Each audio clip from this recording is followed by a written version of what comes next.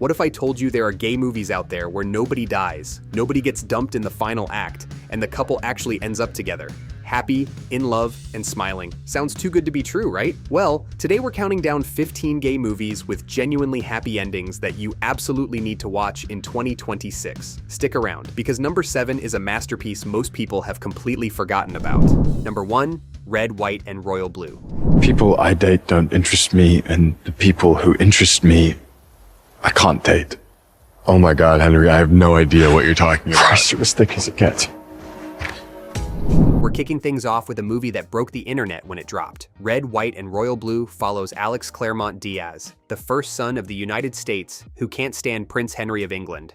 Their public feud is a tabloid nightmare, so their families force them into a fake friendship to smooth things over. But as they spend more time together, late-night texts, secret visits, private emails, that hatred starts melting into something real. What begins as political damage control turns into a full-blown secret romance between two of the most high-profile young men in the world. When their relationship leaks to the press, they have to decide whether to hide who they are or fight for their love on the world stage. Spoiler, they choose love, and it's glorious. Now, if you thought that was sweet, wait until you hear about this next one. Number 2, Love, Simon. Yeah. I knew it. Yeah, I'm I pregnant. knew it. And he's got that glow about him, babe. No,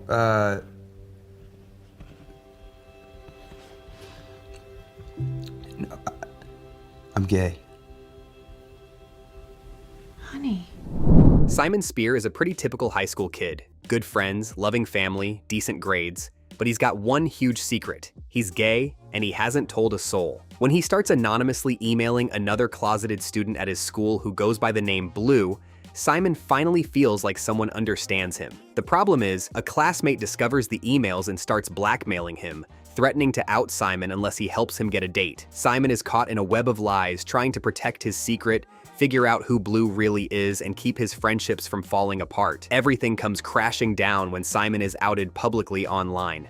But instead of crumbling, Simon takes control of his own story, comes out on his own terms, and in one of the sweetest final scenes in any teen movie, Blue finally reveals himself, and they share their first kiss on a Ferris wheel. Okay, that ending gets me every time. But our next pick, it's going to hit you in a completely different way. Number 3, The Way He Looks. É, Leonardo? Namorado novo? This Brazilian gem follows Leonardo, a blind teenager who's tired of being treated like he's fragile. He wants independence, he wants to study abroad, and he's just trying to figure out his life. Then Gabriel shows up, the new kid at school, and everything changes. Gabriel doesn't treat Leonardo like he's broken. They start walking home together, studying together, and slowly a deep connection builds between them. Leonardo's best friend Giovanna starts feeling left out, and tensions rise. Leonardo is also quietly wrestling with feelings he doesn't fully understand yet. As the story unfolds, Leonardo realizes what he feels for Gabriel is more than friendship. The film ends with a beautifully understated moment, the two of them holding hands, and it hits you right in the chest. Still recovering from that one? Good luck with the next movie because it's just as emotional. Number 4, Shelter.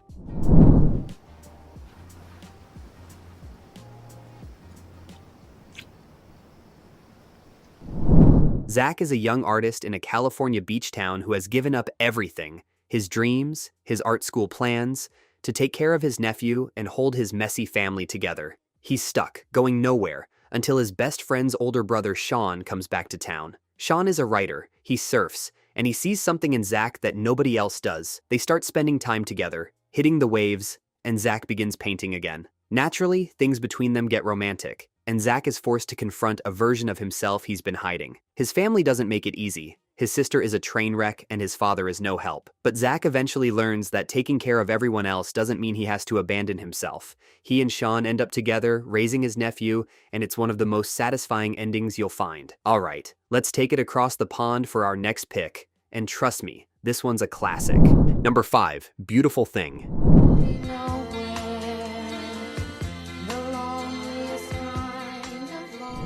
Set in a working-class housing estate in southeast London, this film follows two teenage neighbors, Jamie and Steve. Jamie is quiet, sensitive, and hides his feelings. State lives next door and regularly shows up bruised from his abusive father and brother. Jamie's tough, no-nonsense mom Sandra takes Sate in, and the two boys start sharing Jamie's room. In that small space, something beautiful and unexpected happens between them. They're young, scared, and totally unsure of what they're feeling, but they can't fight it. Their story plays out against the backdrop of their loud, chaotic neighborhood, with the sounds of Mama Cass playing in the background. By the end of the film, Jamie and Steve dance together in the open, right there in the courtyard. And it's a moment of pure, defiant joy. That dance scene lives in my head rent-free. But up next, we're heading to the Netherlands for something equally beautiful. Number 6, Boys.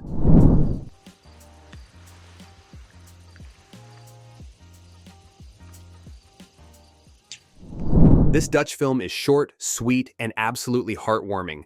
Seeger is a teenager and a track star with a spot on the relay team. At an athletics camp, he meets Mark, another runner, and they instantly click. They start spending every moment together, swimming, biking, lying in the grass. Seeger's never questioned who he is before, but Mark is making him feel things he doesn't know how to process. There's a beautifully awkward push and pull between them as Seeger tries to figure himself out. Meanwhile, there's a girl who likes Seeger, and he goes through the motions with her, but his heart clearly isn't in it. Eventually, Seeger stops running from his feelings. No pun intended, and the film ends with him choosing Mark, riding off on his bike into a future that feels wide open and full of possibility. Before we get to number 7, if you're loving this content and want more queer movie recommendations, make sure you hit the join button and become part of the PridePlay family. It really helps the channel grow, and we've got so much more coming your way.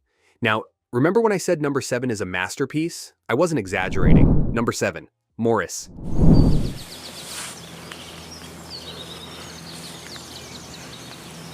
No. Can't you kiss me? Here's the one I promised you, a masterpiece that doesn't get nearly enough love. Based on E.M. Forster's novel, Maurice is set in Edwardian England, where being gay could ruin your life. Or worse. Maurice Hall is a young Cambridge student who falls deeply in love with his classmate Clive Durham. Their relationship is intense and passionate, but Clive eventually caves to societal pressure, marries a woman, and leaves Maurice heartbroken. Maurice spirals, even seeking a so-called cure for his feelings. But then he meets Alec Scudder, the gamekeeper on Clive's country estate. Alec is everything Clive wasn't. Brave, honest, and willing to risk it all. In a time when men were imprisoned for loving other men, Maurice and Alec choose each other and disappear into the Greenwood together. For a film set over 100 years ago, that ending feels revolutionary. From period drama to modern-day comedy, our next pick is going to make you laugh out loud. Number 8, Bros. Lesbian History Month was in March. Nobody said a goddamn thing. Of course, lesbians get a month and we get a week. Bobby is a podcast host, author, and the head of a planned LGBTQ+ history museum.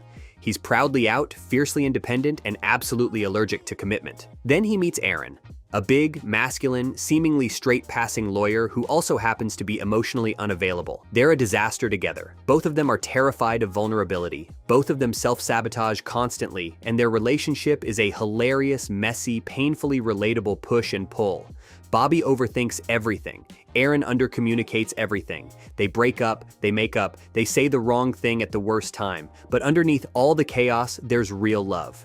They finally drop their walls, show up for each other, and by the end, you're cheering for these two disasters who somehow figured it out. Love that? Well, grab some hot cocoa because the next one is peak holiday comfort. Number 9, Single All the Way. I think you should come home with me. We can pretend we fell in love after all these years. It'd be so easy. My family already asked why we're not just together. All right. Peter's family won't stop asking when he's going to find a boyfriend, so he convinces his best friend Nick to come home for Christmas and pretend to be his partner. The problem is, Peter's been in love with Nick for years. He just hasn't admitted it to himself. To make things worse, Peter's mom has set him up on a blind date with her handsome spin instructor, James. Now Peter is stuck between a gorgeous new guy who's actually interested and the best friend he's been quietly in love with forever. Christmas chaos unfolds. Awkward family dinners, a town Christmas pageant that goes sideways, and everyone in Peter's life seeing what he refuses to see. Eventually, Peter wakes up and realizes Nick has been the one all along. They get their holiday kiss, and the movie wraps up like the coziest blanket you've ever been under. From holiday magic to a slow burn that'll drive you crazy. You're going to love this next one. Number 10, The Thing About Harry. I was in love with you, but you made it really clear that nothing was ever gonna happen. Because you never said anything. I know.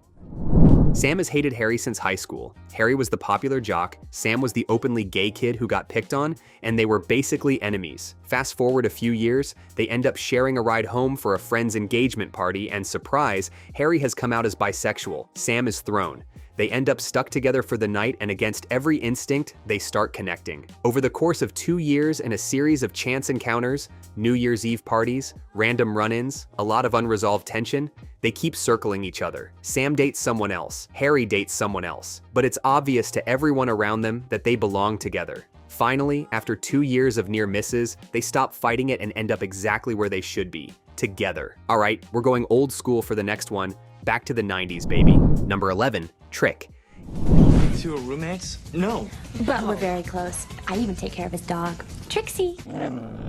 Gabriel is a young, aspiring Broadway composer who spots a gorgeous go-go dancer named Mark at a club in New York City. They hit it off, and what follows is one long, frustrating, hilarious night of trying to find a place to be alone together. Gabriel's roommate won't leave the apartment. Mark's place is off limits. They end up wandering the streets of Manhattan, diners, subway stations, a drag queen's apartment, dodging every possible interruption the universe throws at them. Gabriel's pushy best friend keeps calling.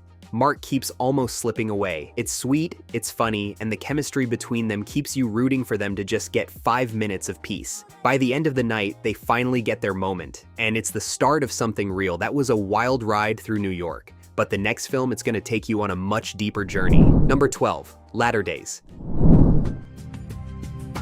Gross! Nothing happened here. We walked in here and you're saying nothing happened? Aaron is a young Mormon missionary who arrives in Los Angeles. Wholesome and devout, Christian is his neighbor, a shallow, party-loving waiter who bets his co-workers he can seduce one of the missionaries. What starts as a cruel game turns into something neither of them expected.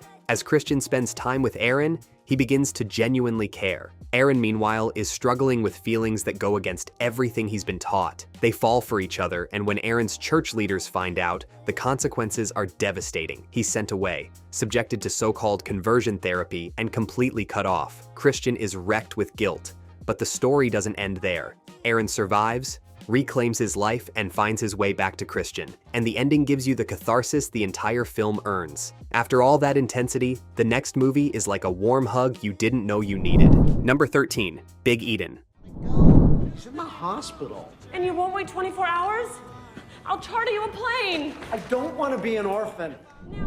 Henry Hart is a successful New York artist who returns to his tiny hometown of Big Eden, Montana to take care of his ailing grandfather. He reconnects with Dean, his old high school crush, and old feelings rush back. But Dean is straight, married, and unavailable, and Henry knows it, even though he can't quite let go. Meanwhile, Pike Dexter, the quiet, shy Native American owner of the local general store, has been silently in love with Henry for years. Pike doesn't say much. He just shows up. He cooks for Henry's grandfather, he helps out around the house, and he watches Henry from a distance with the most patient, devoted eyes you've ever seen. The beautiful twist is that the entire town is rooting for Henry and Pike. Nobody judges. Nobody blinks. Eventually, Henry opens his eyes, sees what's been right in front of him all along, and chooses Pike. It's tender, it's warm, and it'll restore your faith in small-town kindness. Beautiful, right? Now, our next pick tackles love across borders, and it's incredibly powerful.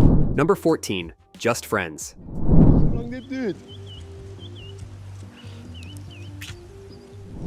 This Dutch film follows Joris, a young law student who meets Yad, a refugee from the Middle East, at an asylum center where Joris volunteers. Their connection is immediate and undeniable, but their lives could not be more different. Joris comes from a comfortable, privileged Dutch family. Yad is navigating the terrifying uncertainty of the asylum process and carries trauma from his home country. They fall for each other quickly, but the reality of Yad's situation casts a shadow over everything. Joris wants to help, but doesn't fully understand the weight of what Yad is going through. The film handles their cultural differences and the immigration system with real honesty. Through all the obstacles, their love holds strong, and the ending leaves them together, hopeful and committed to building something real despite the world working against them. All right, we've saved the most magical one for last, and I mean that literally. Number 15, Were the World Mine. Mayor made the shocking announcement that Kingston would start issuing marriage licenses to any couple in love. we're closing out with something truly magical, literally. Timothy is a bullied gay teenager at an all-boys school who's cast as Puck in the school production of Shakespeare's A Midsummer Night's Dream. While rehearsing, he discovers a recipe for a love potion hidden in the script. He actually makes it,